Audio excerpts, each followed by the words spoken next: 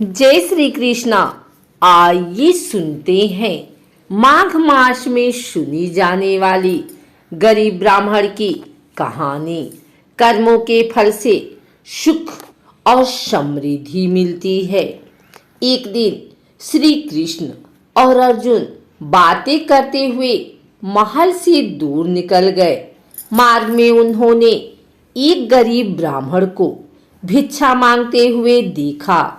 अर्जुन को उस ब्राह्मण पर दया आ गई, अतः उन्होंने उसे सोने के सिक्कों से भरी एक थैली दे दी।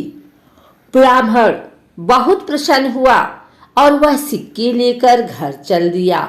जंगल के रास्ते में उसे एक चोर मिल गया जिसने उसके सिक्के लूट लिए। ब्राह्मण बहुत दुखी हुआ, मेरा भाग्य ही खराब है, यह कहता हुआ और भाग्य को कोसता हुआ ब्राह्मण पुनः भिक्षा मांगने आ गया। अगले दिन जब अर्जुन और कृष्ण उधर से गुजरे तो उन्होंने फिर से उस ब्राह्मण को भीख मांगते देखा। वो उसके पास पहुंचे तो उन्हें चोरी की बात पता चली।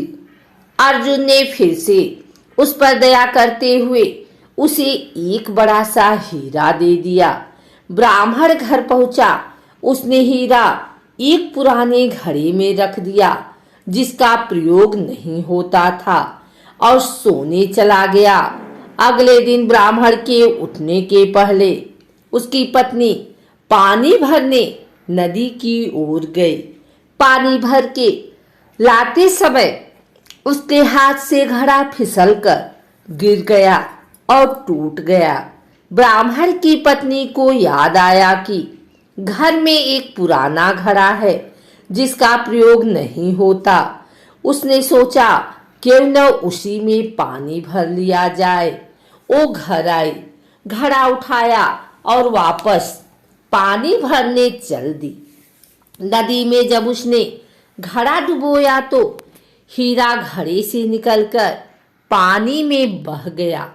जब वो घर आई तो उसने देखा ब्राह्मण पूरे घर में कुछ खोजता फिर रहा है। ब्राह्मण ने जब अपनी पत्नी के हाथ में उस घड़े को देखा और घड़े में सिर्फ पानी भरा देखा तो वह समझ गया कि क्या हुआ होगा। हताश निराश ब्राह्मण पुनः अगले दिन भीख मांगने उसी स्थान पर पहुंच गया। संयोग की बात, अर्जुन और कृष्ण कहीं से लौट रहे थे।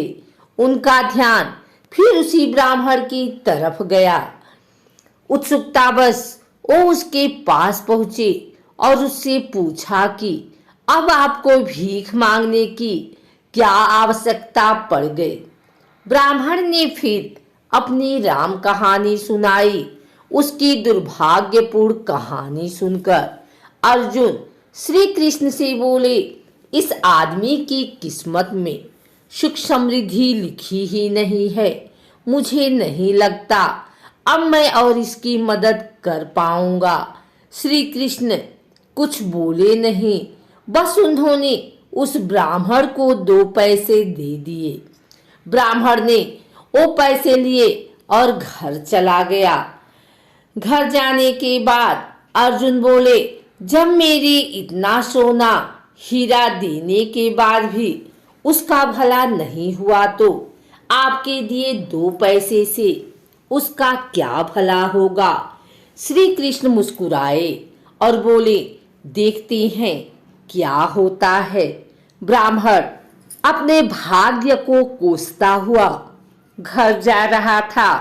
रास्ते में उसने एक मछुआरे को देखा जो कि एक ताजी बड़ी मछली पकड़कर ले जा रहा था।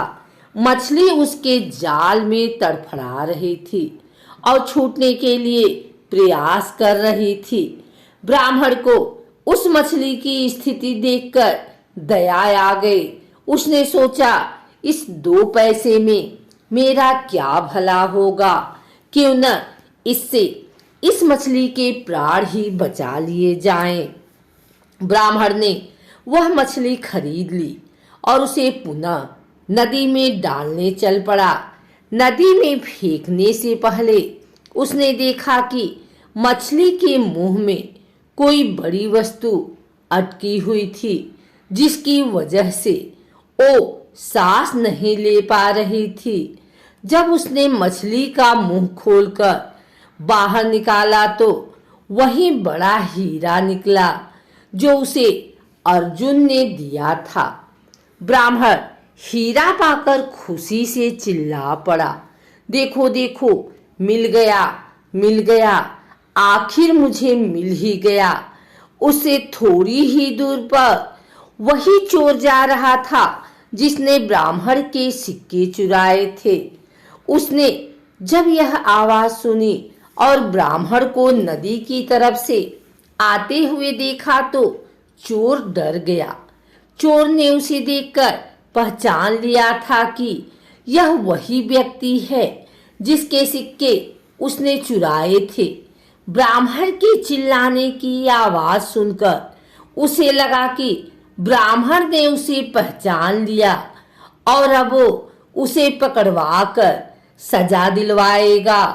चोर ने ब्राह्मण के पैर पकड़ लिए और बोला, अरे भाई, मुझे माफ कर दो, अपने सिक्के ले लो, पर मुझे सजा मत दिलवाना, मुझसे बड़ी गलती हो गई है। ब्राह्मण क्या बोलता, पर वो सारा माजरा समझ गया।